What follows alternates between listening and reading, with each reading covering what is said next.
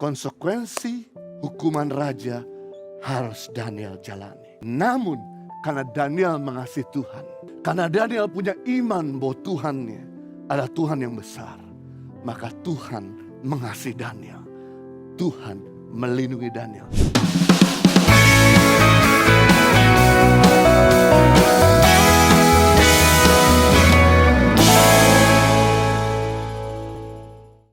Mari kita lihat 4 spirit of excellence daripada Daniel. Yang pertama, dia memiliki excellent faith. Iman yang excellent.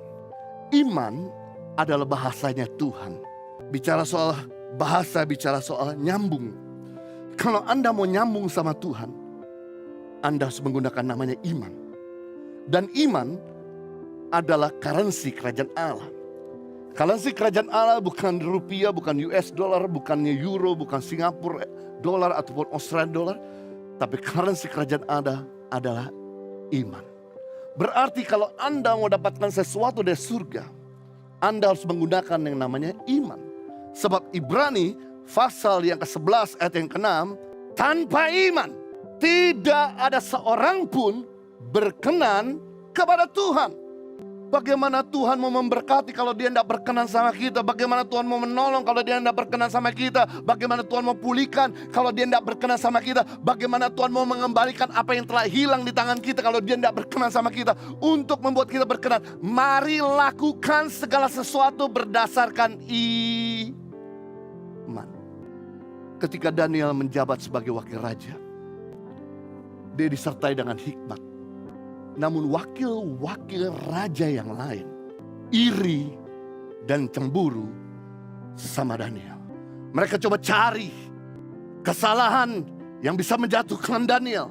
Dan mereka tidak mendapatkan cacat celah kecuali dalam hal ibadah Daniel kepada Yahweh, kepada Tuhan. Lalu kemudian wakil-wakil raja yang lain mulai datang kepada Raja Darius dan berkata kepada Raja Persia ini, Tuanku Raja, dalam 30 hari ke depan, buatlah surat agar semua orang itu berdoa, meminta, dan menyembah kepada Tuanku Raja Darius. Kalau ada seseorang di Babel ini yang menyembah, meminta selain daripada Tuanku Raja Darius, baiklah ia ditangkap dan dijebloskan di dalam gua singa yang kelaparan. Mendengar hal ini, kemudian Raja Darius memberikan surat perjanjian dan perintah selama 1 bulan mereka wajib untuk menyembah Raja Darius. Yang menarik, firman Tuhan berkata di dalam Daniel 6 ayat 10, demi didengar Daniel bahwa surat perintah itu telah dibuat, bahwa Daniel tidak boleh lagi menyembah kepada Tuhan Yahweh. Dia harus menyembah kepada Raja Darius. Pergilah ia ke rumahnya. Dalam kamar atasnya ada tingkap-tingkap yang terbuka ke arah Yerusalem. 3 kali sehari ia berlutut, berdoa, serta memuji Allahnya. Seperti yang biasa dia lakukan. Daniel ketika mendengar suatu perintah bahwa dia tidak boleh lagi menyembah kepada Tuhan, dia harus menyembah kepada Tuhan Rajanya. Seperti yang dia lakukan biasa, dia menyembah menghadap Yerusalem. Kenapa Yerusalem? Karena Yerusalem kiblatnya bagi orang Yahudi. Itu tempat di mana bait Allah ada. Itu tempat di mana bait Allah pernah dibangun. Itu tempat di mana tahun perjanjian pernah ada. Dia menyembah dan berdoa.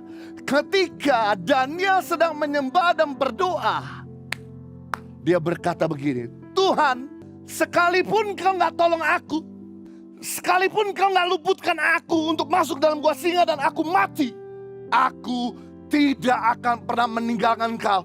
Aku tidak akan pernah menyangkal kau. Aku akan tetap komit percaya kepada engkau. Dan saudara tahu apa yang terjadi? Setiap hari dia berdoa 3 kali. Nah, sejak inilah kalimat 3 kali dalam 1 hari diambil sama orang Yahudi dan diterapkan.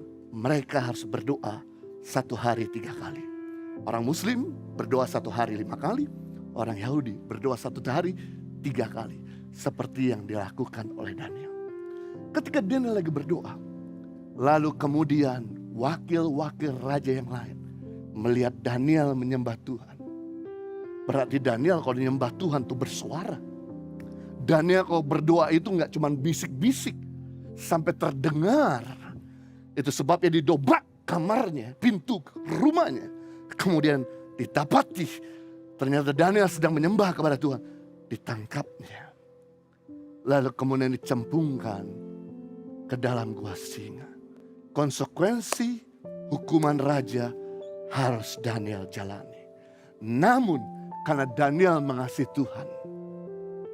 Karena Daniel punya iman bahwa Tuhannya adalah Tuhan yang besar. Maka Tuhan mengasihi Daniel.